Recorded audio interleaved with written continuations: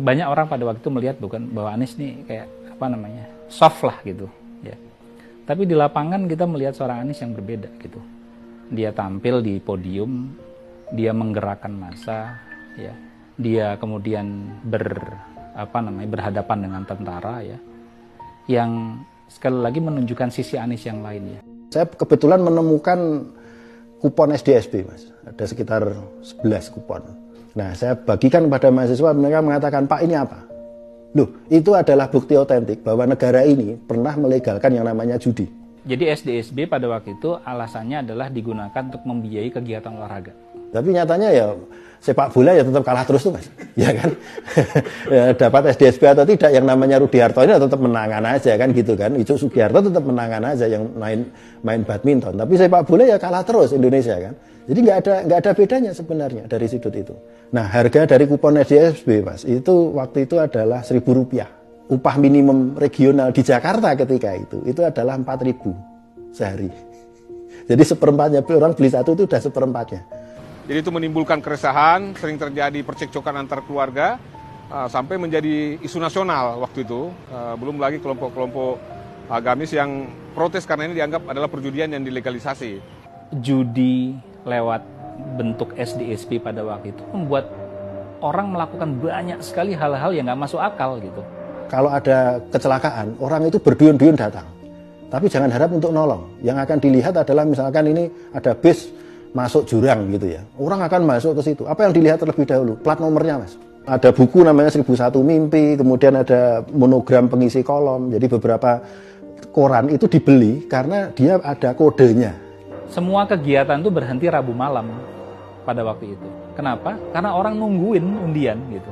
Kalau ada anggota keluarga yang sakit, akan dibilangi oleh orang tuanya, wes tole, udahlah, sampean santai dulu, ya ditahan, mungkin dikeroi dulu atau apa, ya. Ini bapak ini nembak dulu nih, nanti semoga besok itu gol, kalau gol nanti aku bawa ke rumah sakit. Ya nggak gol, Mas, kebanyakan, Mas, mesti kalahi kok. Dan bisa dibayangkan kemudian orang yang berharap ya, orang-orang miskin yang punya harapan-harapan besar terhadap dapat 300 juta, mengalokasikan, memanfaatkan uangnya untuk yang seharusnya buat beli beras, buat beli susu anaknya, buat beli telur gitu, untuk beli SDSB ini gitu. Banyak orang berhutang, banyak orang kemudian jadi gila karena kalah, itu juga pada saat itu karena situasi ini. Kalau kita buka kasino yang main orang-orang kaya, kalau kita bukanya yang SDSB kayak gini, terlalu banyak pemimpin, Mas. Tapi pemimpinnya itu orang-orang miskin semua. Dan itu tidak semakin mereka kaya, semakin mereka tambah miskin juga. Dampaknya itu sudah demikian akut dan cilakanya itu tuh dilegitimasi oleh pemerintah. Ketika itu kita menangkap aspirasi ini dari masyarakat, kemudian ya dibawa ke pemimpinan Senat Mahasiswa waktu itu adalah Mas Anies, mencoba menyikapi persoalan ini. Jadi kita putuskan ya bersama dengan elemen masyarakat yang lain, dari universitas yang lain, kita demo. Jadi demo yang menyangkut mengenai SDSB ini merupakan demo yang terbesar ya, yang saya tahu sepanjang zaman gerakan itu mahasiswa udah bisa bebas menyampaikan demo-demo di bawah tekanan rezim waktu itu yang sangat kuat.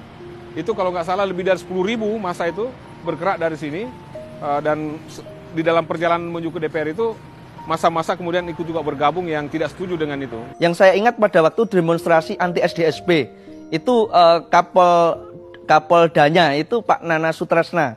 Wah, itu kan membawa massa dari UGM sampai ke Malioboro, yang itu jaraknya kira-kira 4 kilo. Bahwa kalau demo di zaman dulu, itu pertama di samping orang nggak ada yang berani melakukan, karena itu sangat berisiko tinggi. Anda bisa diculik, Anda bisa ditangkap, dan Anda bisa dicobloskan, atau mungkin malah nggak pernah ketemu lagi sampai sekarang seperti kita ini sekarang ini.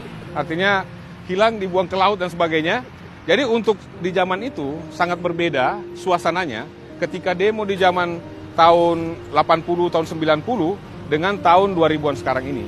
Karena di situ betul-betul pemerintah sangat represif, dan seluruh kegiatan-kegiatan atau tindakan yang dianggap berbeda pandangan dengan garis kebijakan pemerintah atau rejim yang berkuasa saat itu akan dilakukan tindakan, bisa dianggap subversif, bisa dianggap mereka penghinaan dan sebagainya. Ada pasal-pasal karet yang mereka bisa gunakan untuk menangkap kita.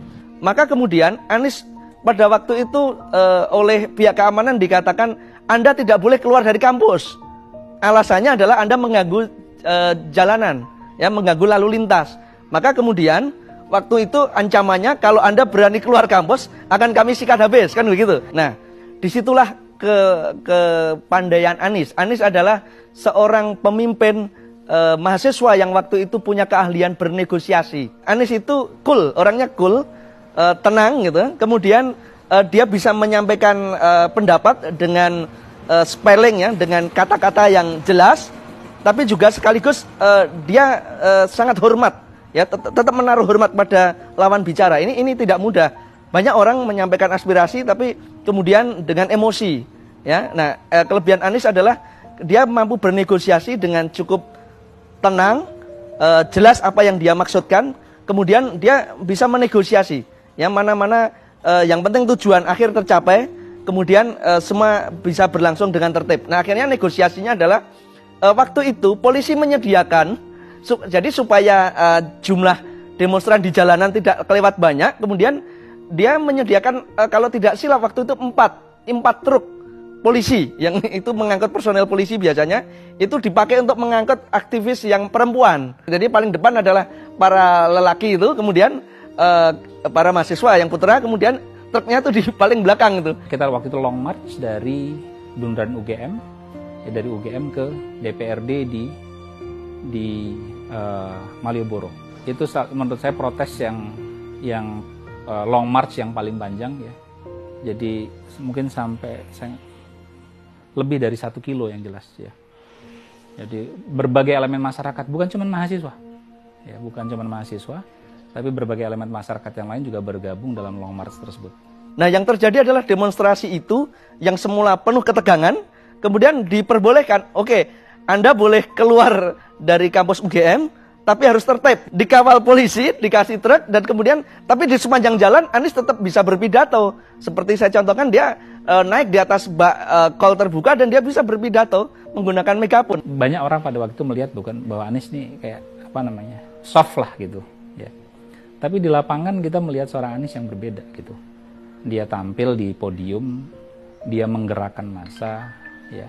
Dia kemudian berhadapan dengan tentara, ya. Yang sekali lagi menunjukkan sisi Anies yang lainnya. Selama ini kita melihat Anies seorang dari ketua Senat Mahasiswa UGM yang memimpin aktivis intra kampus, ya, tapi di sisi ini kita melihat seorang Anies yang kemudian tampil dengan kualifikasinya yang lain.